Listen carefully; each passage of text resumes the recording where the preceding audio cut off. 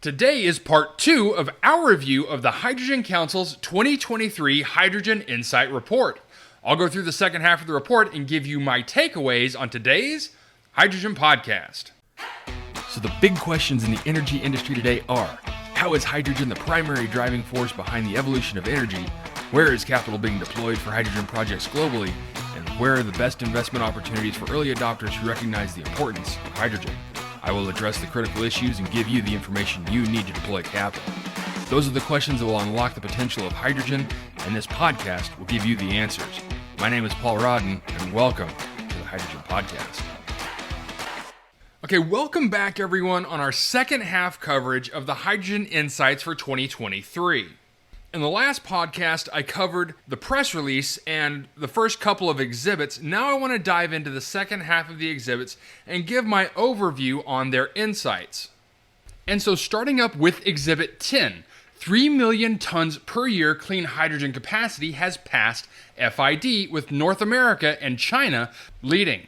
About 2.1 million tons per year clean hydrogen has passed FID in addition to the 800 kilotons per year operational capacity, of which about 1.1 million tons per year is low carbon hydrogen, and the remaining 1 million tons per year is renewable.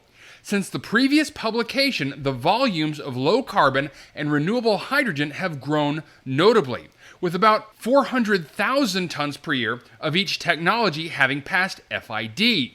All low-carbon hydrogen volumes at or past FID are in North America, whereas renewable hydrogen is more geographically dispersed. China is the largest market at 35% share of volumes, followed by the Middle East and North America, with about 20% of volumes each. Although being the largest in announced supply, with 13 million tons per year announced until 2030, Europe accounts for less than 5% of committed supply capacity. This may be driven by a lack of transparency on regulatory framework and subsidies, as well as high energy prices following the war in Ukraine. Next, Exhibit 13. Clean hydrogen momentum in North America continues, with 170 clean hydrogen projects announced across the continent. The industry has announced a total of 170 hydrogen projects in North America as of the end of January of 2023, accounting for approximately 15% of total announced projects globally. In the past 8 months, about 70 new projects were announced. Of the 170 total projects, 135 aim to be fully or partially commissioned by 2030, representing $46 billion of announced direct investment in hydrogen value chains. Of the 135 projects proposed by 2030, more than 40% have reached FID, under construction, or are operational, and 25% are undergoing feasibility and FEED studies. The number of announced projects through 2030 has grown by 60% in the past 8 months, while the share of projects at each level of project maturity has stayed consistent, indicating an even distribution of growth across the project funnel. Large-scale projects for industrial off-takers account for more than half of the announced projects. Out of the 106 large-scale industrial projects announced, 86 are planning full or partial commissioning by 2030. 19 projects are undergoing feasibility or FEED studies, and 35 projects have passed FID. There are 8 gigascale projects announced, and of those 8, 5 are undergoing feasibility and FEED studies, and 1 is at the FID stage. 3 out of the 8 gigascale projects are on renewable hydrogen supply with intended use in sustainable aviation fuel or for the transportation sector. And so, out of a total of 175 announced projects, 134 projects have disclosed their intended off-take sector. Road transport is the off-taker for 40 projects, followed by ammonia, 34, and power and blending into the gas grid, 25. And next is Exhibit 14. More than half of announced investments in North America are still in early stages. Announced hydrogen projects in North America through 2030 amount to total direct investments of $46 billion, up from $29 billion in the previous publication. Along the value chain, most investments are focused on clean hydrogen supply, accounting for more than 3/4 of investments, followed by end use, which is about 15%, and infrastructure, about 5%. The investment gap in midstream and end use has increased after the Inflation Reduction Act as the incentives focused on hydrogen production.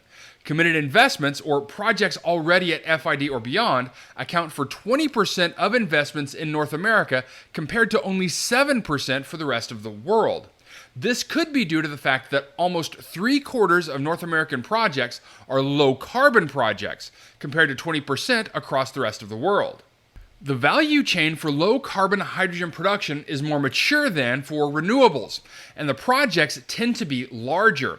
Additionally, the deployment process is faster when retrofitting existing steam methane reforming or SMR facilities. The past 8 months have seen an increase of more than 50% in total announced investments. Almost half of the investments in North America are considered mature. In other words, either in the planning stage or already committed, having grown by about 20% in the past 8 months to $20 billion. Estimated investments in projects in an early announcement stage or before the detailed planning and engineering stage have more than doubled from $12 billion to $25 billion. And this is likely driven by the passage of the IRA in August of last year, spurring new announcements that are still relatively in early stages. As momentum around project announcements accelerates, challenges to deploying at scale remain for, and in some cases are exacerbated by, the rapidly growing hydrogen industry. The last exhibit I'll talk about for this podcast is Exhibit 19. Midstream infrastructure to transport hydrogen does not exist at scale today. Large-scale, cost-effective transport of hydrogen could require a hydrogen pipeline network complemented by trucking-based transport for distributed end uses, examples being hydrogen refueling stations. With only 1,600 miles of hydrogen pipelines in place today, the U.S. hydrogen industry would rely on truck-based delivery despite higher unit costs for new uses outside of industrial clusters where hydrogen pipelines currently exist. Trucking could add more than $1 per kilogram to the cost of delivered hydrogen compared to pipeline delivery. The cost range of that will vary based on distance, capacity, equipment utilization, and hydrogen form, examples being gaseous versus liquid. Projections show 60% of U.S. hydrogen production will flow through pipelines in 2050. However, there are only 1,600 miles of hydrogen pipelines in the U.S. today, primarily concentrated in major industrial clusters in the Gulf Coast and California. In contrast to that, 500,000 miles of natural gas transmission pipelines to move natural gas from producing regions to demand centers across the country. Building the long-term network could connect potential hydrogen clusters with approximately 10 north-south pipelines and 5 east-west pipelines, which could require an estimated $100 billion. Investments of only $3 billion in hydrogen infrastructure projects until 2030 have been announced in North America so far. A rapid ramp-up is needed to enable a pipeline network. Pipelines to distribute hydrogen could develop from 1.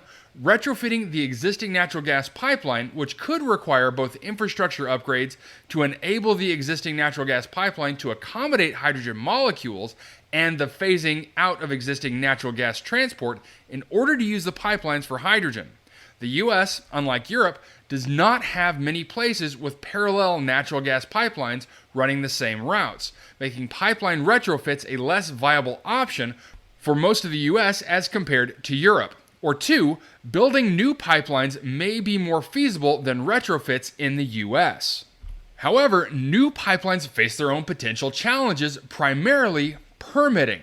Interstate pipelines complicate the process of obtaining rights of way, making permitting a multi-year process. In the meantime, producers are developing alternatives such as co-location of end uses and production facilities and trucking for hydrogen distribution, particularly to smaller end uses like refueling stations and small industrials. Producers, off-takers, and transporters can coordinate to aggregate and connect regional supply and demand. The U.S. Department of Energy's Hydrogen Hub funding is mobilizing these efforts across the country. Adding twin pipelines to existing natural gas pipelines could accelerate the process in some cases by utilizing existing pipelines right of way. Interagency and interjurisdiction coordination to streamline the permitting process and create consistency across regions could help reduce timelines. Now, as for the bulk of the remainder of the report, it focuses on the IRA and the effect it's had on renewable hydrogen projects. So the first thing I want to focus in on is what this report talks about in the project development in EMEA, or Europe, the Middle East, and Asia. Now, with all of the news coming out of the Middle East and Europe, it's no surprise that they're really supporting the bulk of the projects moving forward. And it's also not a surprise at all to learn that the bulk of the projects are moving forward in China. Again, not really a surprise considering there are no regulatory roadblocks in China. If the country wants a hydrogen facility, the country makes a hydrogen facility, and they really don't care about any carbon intensity levels they may be putting out from that development. The next piece to talk about is that FID is still lagging project announcements. Now, this was expected to be the case, right? 2020 to 2022 saw massive investments in hydrogen development, but it was only a matter of time before those investments went quiet while the investors waited to see the progress on the capital already allocated to technology and/or project development. And so with that being said, as the technology moves into further developmental stages and gets closer to production or even showing signs of economies of scale, and projects move past FID and start breaking ground, I think we'll start seeing new series of investments in either tech and project scale-ups or new project funding. And to build on that a little further, the report talks about project announcements are slowing down from the past 2 years. Well, why is that? Well, I believe that the bulk of investments have slowed due to initial funding depletion. Technology developers and project and hub developers are still pushing forward, but progress is understandably slow. I think new money into new projects will slow until FIDs have been made on the current project load. Those FIDs may also be delayed until further infrastructure developments are made, as highlighted in this report on the midstream side, especially if the project FID hinges on off-taker opportunities and/or hydrogen takeaway availability. Okay, that's it for me, everyone. If you have a second, I would really appreciate it if you could leave a good review on whatever platform it is that you listen to. Apple Podcasts, Spotify, Google, YouTube, whatever it is. That would be a tremendous help to the show. And as always, if you ever have any feedback, you're welcome to email me directly at info@thehydrogenpodcast.com. And as always, take care, stay safe. I'll talk to you later. Hey, this is Paul. I hope you liked this podcast. If you did and want to hear more, I'd appreciate it if you would either subscribe to this channel on YouTube or connect with your favorite platform through my website at www.thehydrogenpodcast.com. Thanks for listening. I very much appreciate it. Have a great day.